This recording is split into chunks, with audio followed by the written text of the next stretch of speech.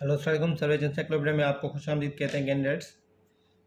जैसा कि आप जानते हैं कि हम होल नंबर्स का चैप्टर कर रहे हैं। उसमें हमने मल्टीप्लिकेशन सीख ली थी, डिवीजन सीख ली थी, ठीक है, और एडिशन सीख ली थी, और मल्टीप्लिकेशन भी मैंने आपको प्रॉब्लम्स करा दिए थे। उन लेक्चर्स के दौरान एक हमने प्रॉपर्टी सीखी थी या लॉ सीखा था जिसका नाम था कम्यूटेटिव प्रॉपर्टी या कम्यूटेटिव लॉ, ठीक है। ये देखें, इधर भी कम्यूटेटिव लिखा हुआ है।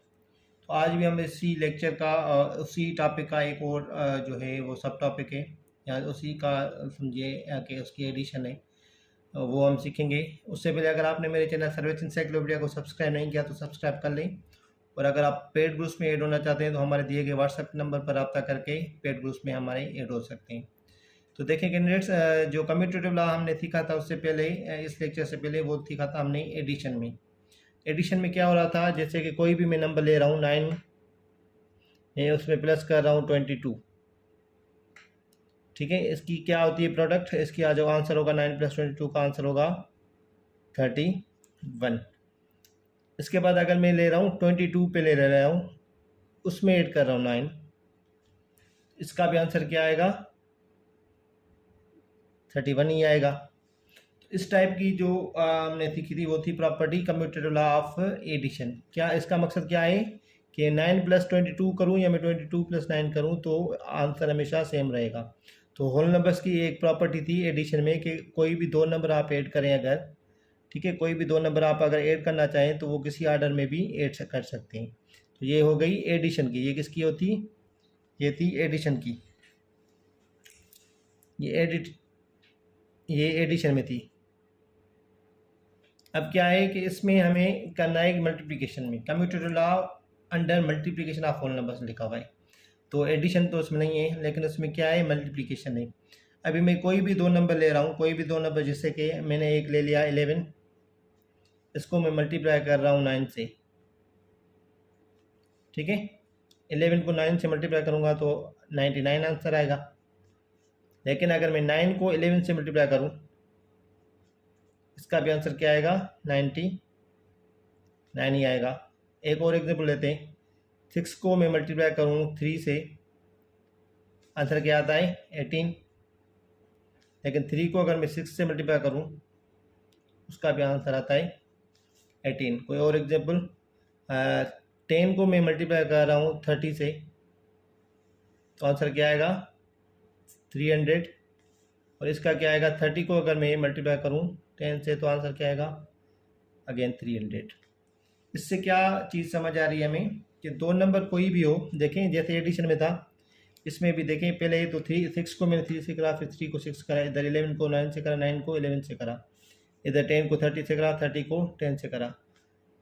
मल्टीप्लिकेशन में क्या होता है, कोई भी अगर आप दो नंबर ले लें, जैसे कोई एक नंबर ए है, मैंने ए लिख दिया किसी भी एक नंबर को, और उसको मैंने मल्टीप्लाई कर रहा हूँ, मल्टीप्लाई कर रहा हूँ किस नंबर से, कोई और नंबर हो, कोई भी नंबर हो सकता है लेकिन होल नंबर हो, ठीक है। बी से ए को जब मैंने बी से मल्टीप्लाई करा, उसका जो आंसर आएगा,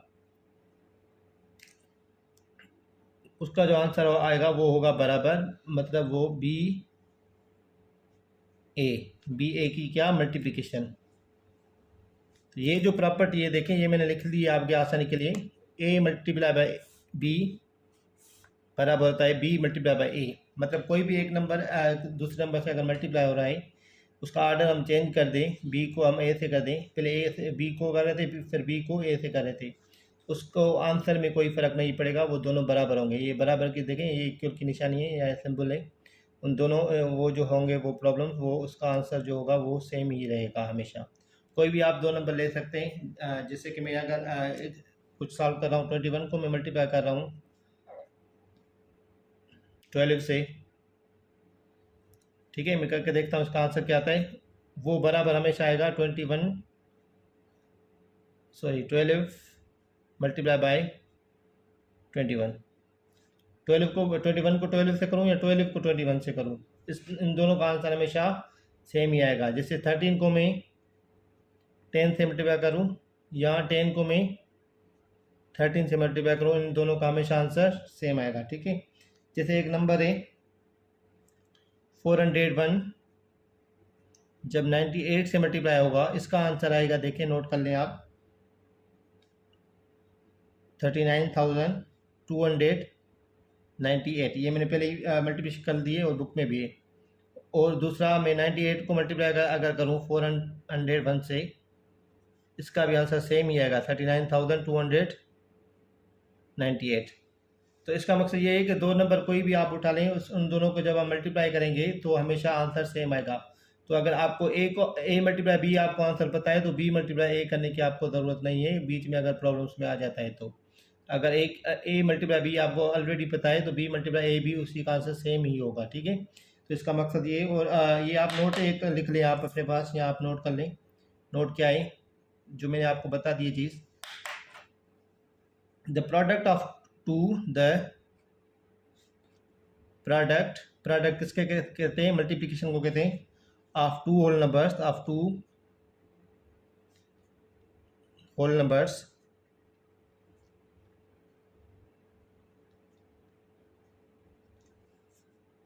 in any order is always same।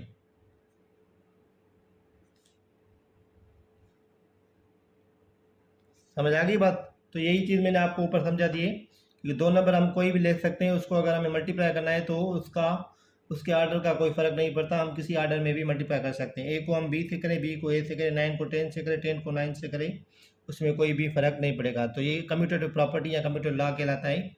ये था मल्टीप्लिकेशन में। उससे पहले जो हमने सीखा था इस टाइप का जो था, ए प्लस बी बराबर होता है बी प्लस ए, ये था एडिशन में, ठीक है। ये एडिटिव ये जो कम्यूटेटिव प्रॉपर्टी है वो एडिशन में, ये कम्यूटेटिव प्रॉपर्टी है मल्टीप्लिकेशन। तो ये मल्टीप्लिकेशन में भी होती है और एडिशन में भी होती है कम्यूटेटिव प्रॉपर्टी होल नंबर्स में, ठीक है। तो आप ये चीज़ आप याद रखना। इससे रिलेटेड आपको एक एमसीक्यू दे रहा हूँ, इसका आप हमें कमेंट करके आंसर बताइए कि इसका आंसर क्या होगा। और जो कैंडिडेट्स पेड ग्रुप्स में हमारे ऐड होना चाहते हैं तो हमारा व्हाट्सएप का नंबर दिया गया है, उस पर आप रब्ता करके ऐड हो सकते हैं। आप अपना ख्याल रखिएगा। शुक्रिया। अल्लाह हाफिज़।